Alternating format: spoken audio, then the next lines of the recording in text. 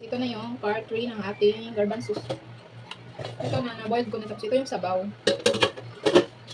Tapos, ito na yung ano natin, garbanzos natin. Separate ko na. Ang mga ingredients natin ay, wait lang. Ito ay, ano ito? Cashew at saka sesame seed. Tapos ito yung star anise at saka yung fennel seed. Then, ito guys, ang ating dalawang cloves ng onion, garlic. Tapos isang onion maliit, dalawang kamatis. Then, ito yung ano natin, coconut milk. Lagyan natin para naman. Tapos, ito yung mamaya para sa taas lang ito, decoration. Ito ay cilantro at saka itong sinaw-sinaw. Or, ito, fresh from the garden ito guys. Tapos, ang ating mga pang, syempre kailangan natin ng olive oil. Tapos, ang ating salt. Then, ito yung powder natin, ginger powder, cumin powder, turmeric powder, at ang ating paprika powder. So, ang una natin gawin ngayon ay i-blend natin ang ating kamatis at saka itong tatlo na ito. Ayan.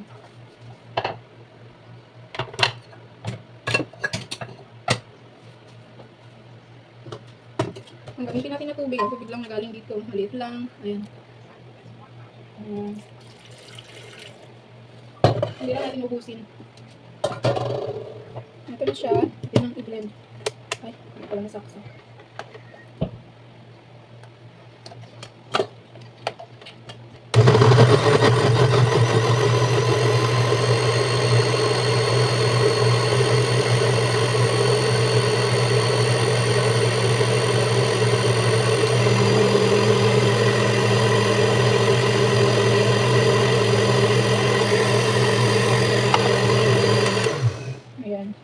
Pagkatapos nito ay ilagay na natin dito sa ating pan.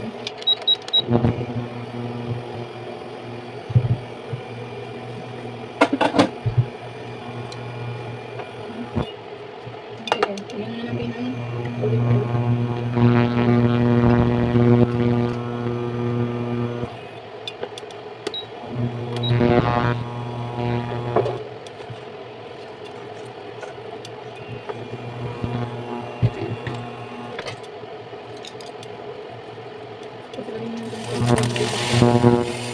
Para yung maliso natin, para hindi natin makain.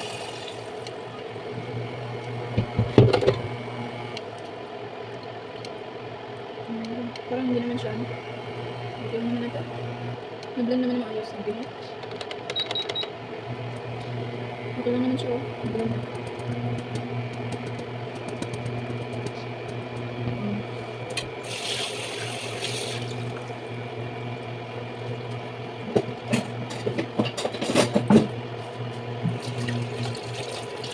Bilis lang naman ito guys. Ayan. So, gagawin natin yung maluto na siya.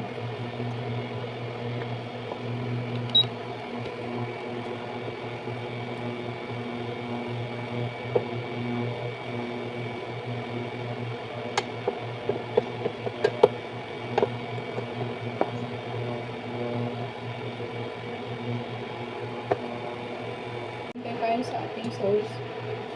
Patuloy natin ang ating i-blend natin ito.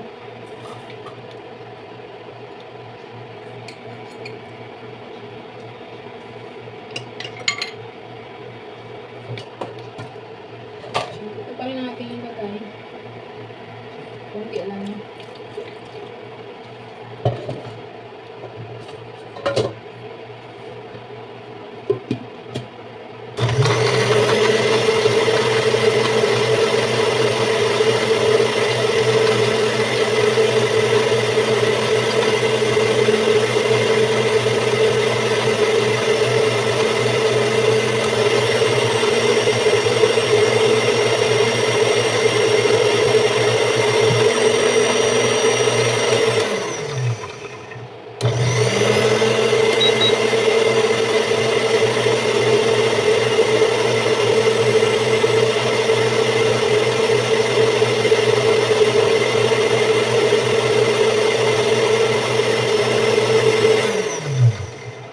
guys, na-blend na siya.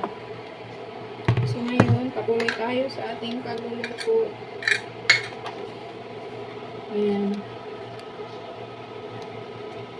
Nagre-red na siya guys. Pero hindi pa yan siya absorb.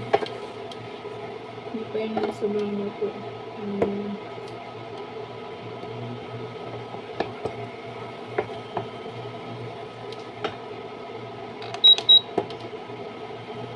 Siguraduhin natin na maluto na ang ating mga ano dito, yung mga spices na ahos, saka yung onion.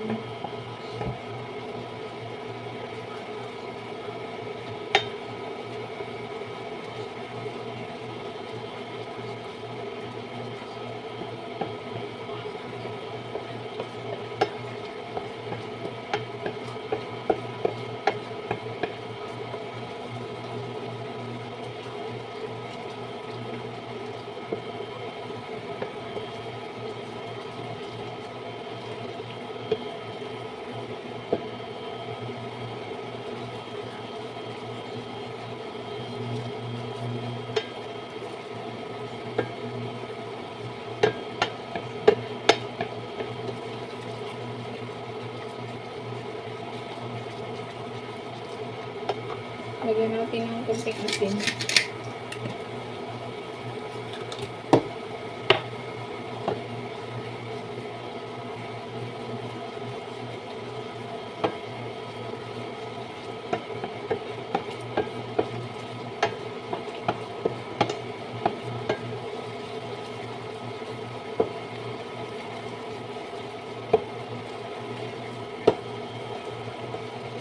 Ayan. Pwede na ito. Ito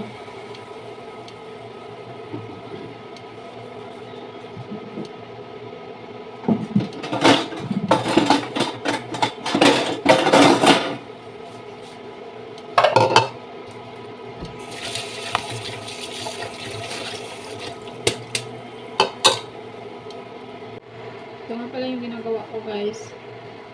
Sinigurado ko na walang liso ba. Kasi natakot ako ano sa dyan. Ayan. Yung liso ng kamatis. Kung na-blend ba siya ng ayos. Hindi kasi hindi.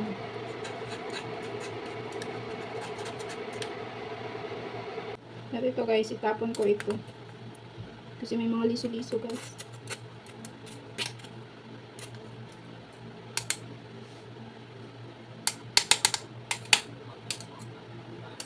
So, ayan din yung mga juice.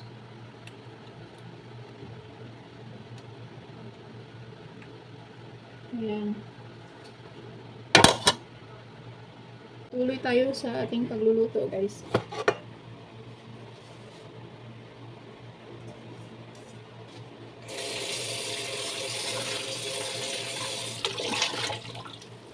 Ayan. Hinugasan ko siya, pero hindi lang masyadong malinis. Pwede na yan.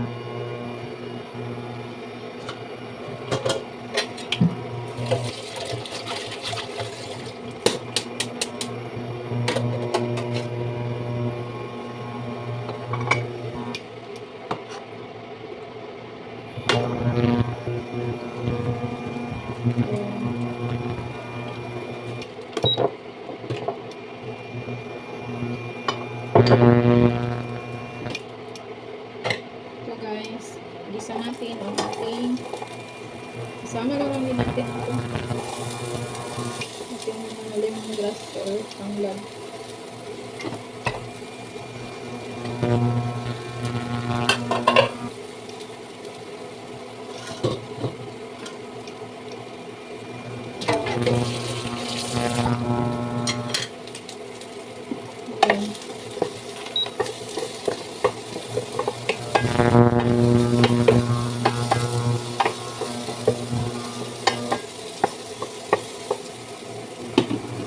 Tapos, lagyan natin ng asin.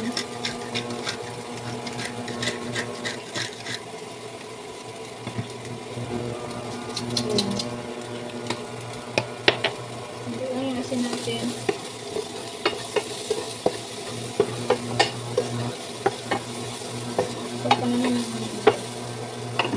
Tapos, Tapos, susunod natin ang ating turmeric.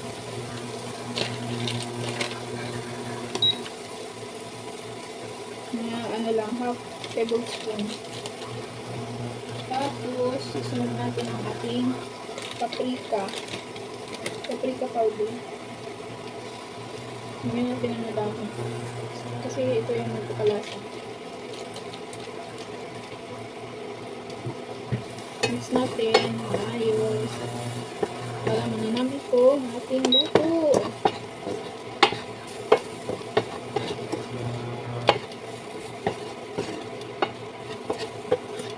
Then, lagyan natin ng cumin.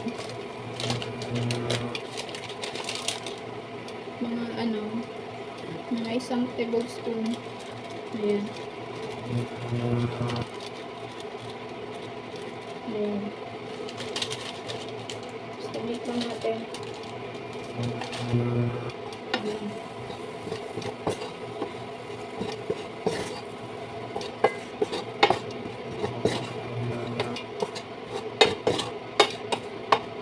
Siguraduhin natin na mag-absorb na lahat dito ang ating kalasa. Tapos, ano, idagdag natin ang ating star anise at saka ating fennel seed. Ayan.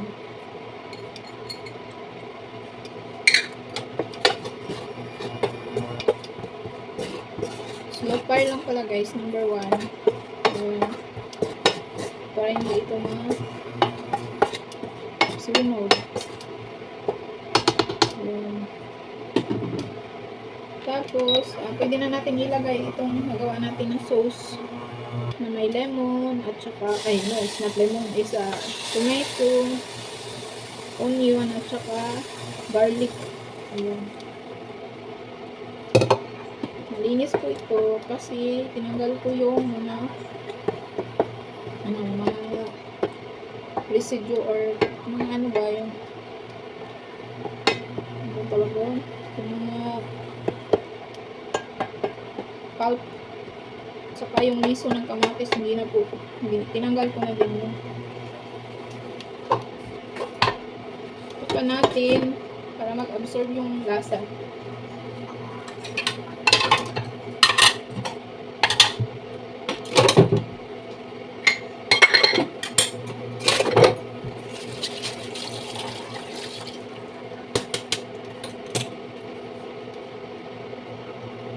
Hintay tayo ng mga 3 minuto.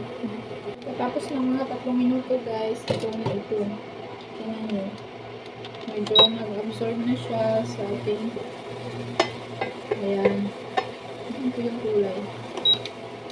Sunod natin ilagay ang ating ito. Yung na-blend natin na cashew at saka sesame. Ayan. Bali, number 2 na yung natin doon, guys. Yung fire natin.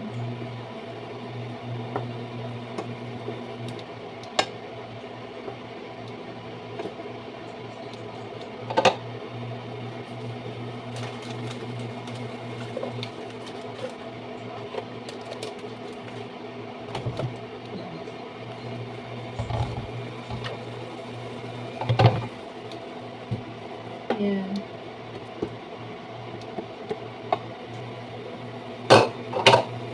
Takpan ulit natin mga 1 minuto.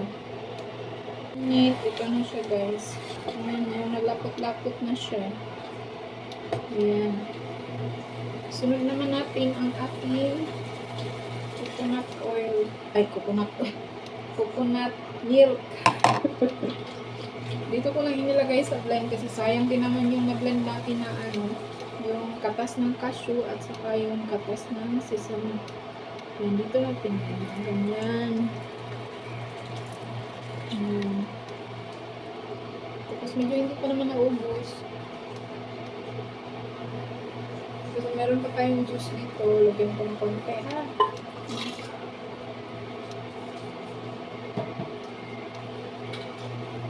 Yan.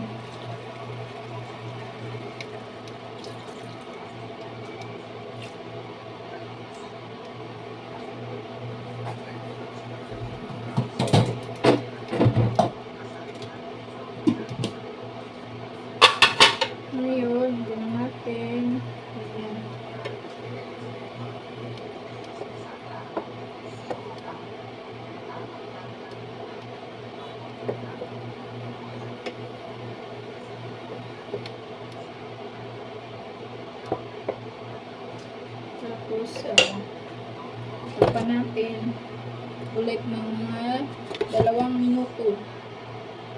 Guys, pagkatapos ng 2 minuto, check natin kung gaano na ba yung maganda ng ating luto.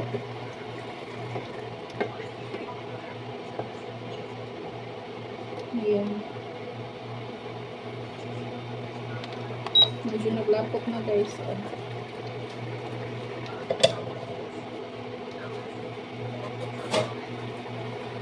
Tignan natin kung tama na ba lahat. So,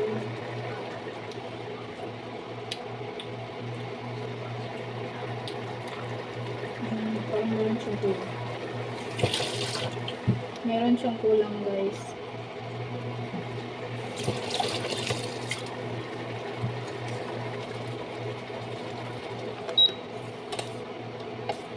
So, meron kulang.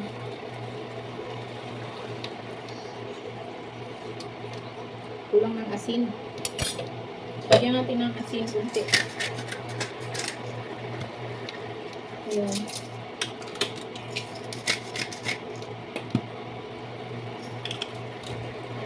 Tapos, lagyan natin ng konting cumin. Konti lang.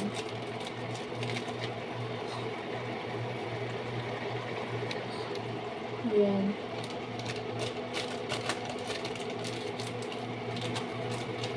Tapos, ibagay natin ang ating ginger powder. Ito ay para sa digestion. Ayan.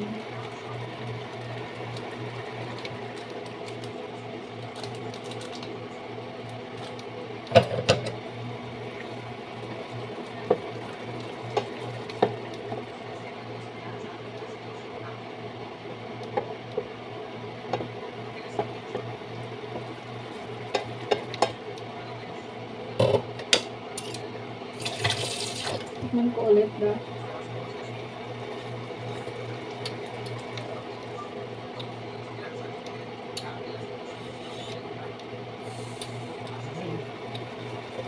Masarap na guys. Kompleto na yung lasa.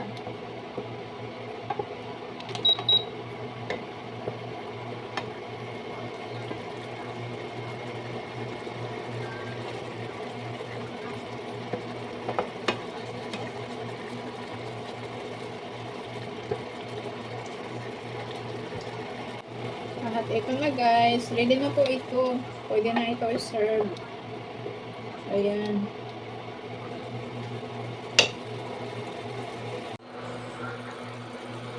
Ito ay garbanzos in red sauce.